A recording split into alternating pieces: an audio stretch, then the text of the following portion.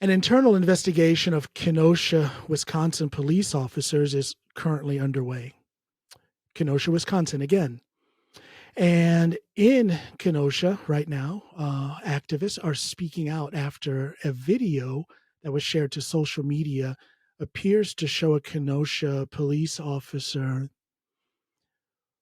repeatedly striking a man the officer wrongly thought was involved in a serious hit-and-run crash.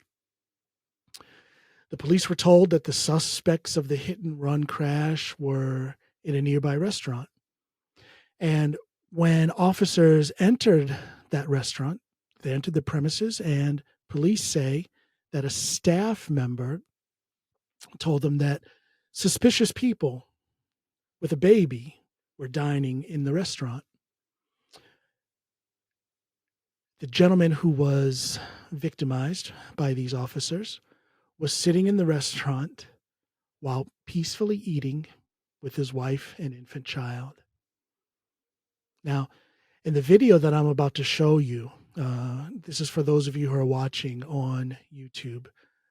For everyone else who's listening on a podcast platform, just give me about 90 seconds. I still want you to listen to this video because in the video, the officers are mobbing this guy, pulling on him, yanking on his arms, his body, his head, neck, while he's holding his baby there.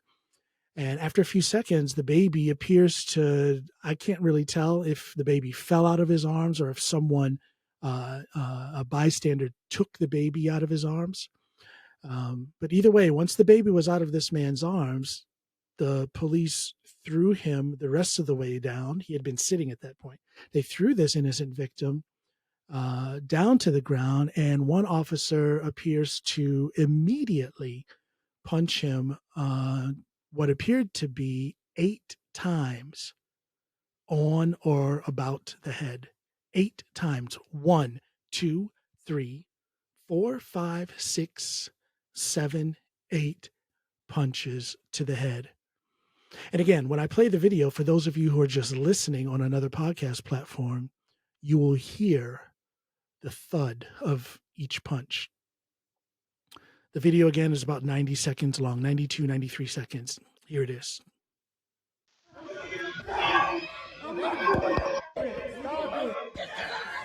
it. Baby down now. Stop it. Hey, please, get the baby. Please get the baby. Back up.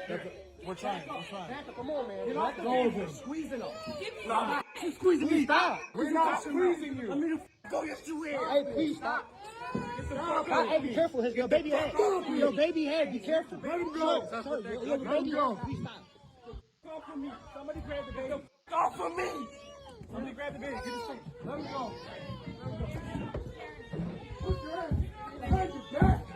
Hey, stop. Hey, stop. Don't touch me, bro. Don't touch me. I'm just trying to record. I can record legally. Yeah, but you're obstructing my investigation. I'm just trying to watch. Get out of here. Go over there. Now. My workplace, bro. This shit. Back up. This way. I'm recording. Up. That's right. You can. Police would later find their suspects inside of that restaurant, but in the bathroom. It wasn't that innocent man who was punched on or about the head 8 times.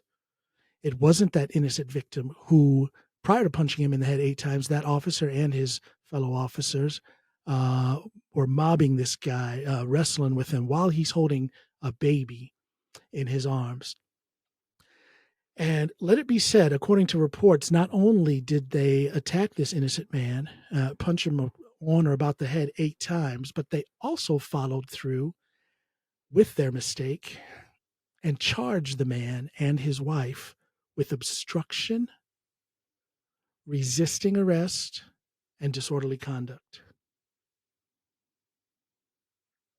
They went through with this and charged this man after all of that, after they got the real suspects who were found in the bathroom of this restaurant. They charged this man and his wife with obstruction, disorderly conduct, and resisting arrest. Now, my question to you in this very brief and rather unprepared podcast episode of my show, My question for you is, who among those of you who are watching or listening would not resist? Who among you would not become disorderly if you are sitting at this restaurant having a nice meal with your wife and your infant son or daughter, your infant child, a baby in your arms? I read some reports saying that the man was actually in the process of changing his baby's diaper when the police mobbed him, wrestled him to the ground, ended up beating him about the head 8 times. What appeared to be on or about his head.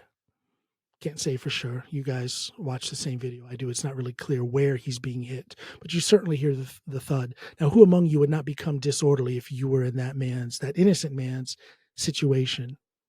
And then they charge him with obstruction. Obstruction of what? What did that man do to hinder the investigation of these officers? And a parallel question, what did the officers do themselves to hinder their own investigation? See, and I want to make sure I get this in here because this is an important thing that I almost forgot to talk about. So I'm going to plug this in. I'll edit this in. Think about what happened. Those of you who saw the video, those of you who just heard the video, just picture it. But those of you who saw the video, think about what you saw. And you hear that baby crying. You hear that gentleman's wife crying. You hear the anger, confusion, pain, frustration in his voice as well. And just imagine the trauma of that incident. What do you think that's going to do with that man? His sense of justice, fairness. What do you think that's going to do to that wife and mother? To her sense of justice, fairness, safety. And what do you think that's going to do to that baby? Do you think that things, I don't want to ask a patronizing question. Let me just say this. I'm sure people out there know, I'm sure most of you understand that things like that happen to a child, even at that young age, and maybe especially because of that young age, that is going to leave a mark on that child in one way or another. So you have a father and husband, you have a mother and wife, and you have a child who are marked for life by the trauma of that incident. Now multiply that by, I don't know, 10, 100, 1,000, 10,000. Do the math and feel the effects of it. People say, well, you should just comply. Oh, he should just comply and he wouldn't get hurt. What is there to comply with in a situation like that? I beg you, please put yourselves in this man's position. Now, after my last episode, and I talked about how my wife and I, we had to make adjustments on our vacation. I'm not going to get too much into it, but we had to make adjustments.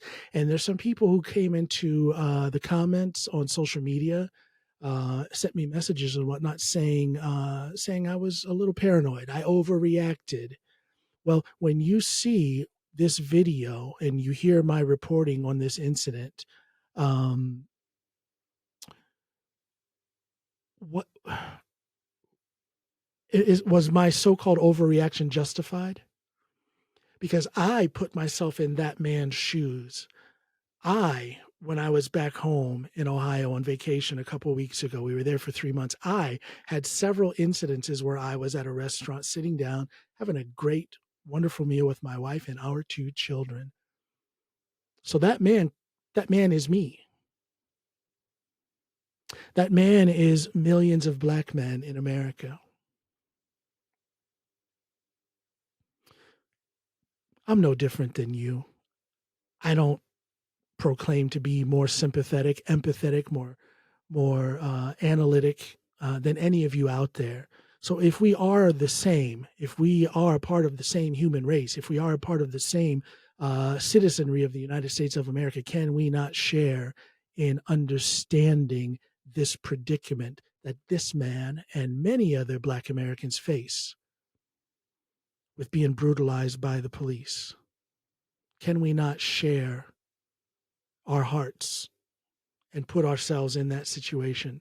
Can we not open our hearts and understand a situation like that? He should have just complied, some people are saying. Again, my question, who among those of you who are watching and listening to me would not resist, would not become disorderly in a situation like that? You saw the video.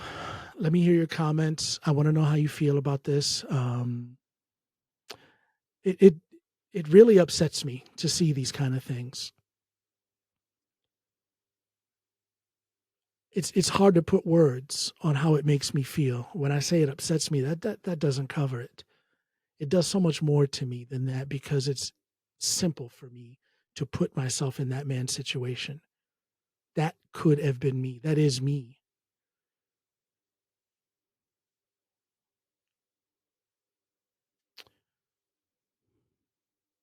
Kenosha, Wisconsin. Thanks everybody for listening. I want to hear your comments. Look me up on my website, johnallenpod.com, JOHNALANPOD.com.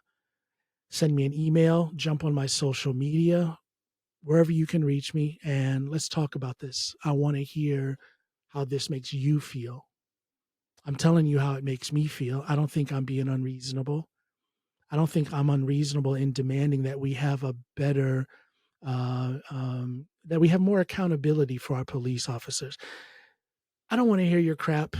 For those of you who are out there going to call me anti-police, I am so far from anti-police, so far from that. I'm anti-bad policing. Anti-bad policing. I am pro-unity.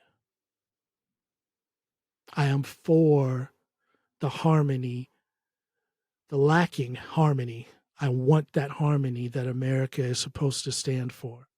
That's what I want. I want the civil rights that were fought for. I want the equality, that word that comes up time and time again in our Constitution, time and time again among everybody, whether you're left, right, center. That word equality comes up a lot. That's what I want. I'm pro that. Okay? Hit me up on social media. John Allen Official on Facebook. John Allen Official on Instagram. John Allen Pod on Twitter. Look me up there. Let's talk about this. Take care now. Go out there, love and be loved, and enjoy the process. Bye now.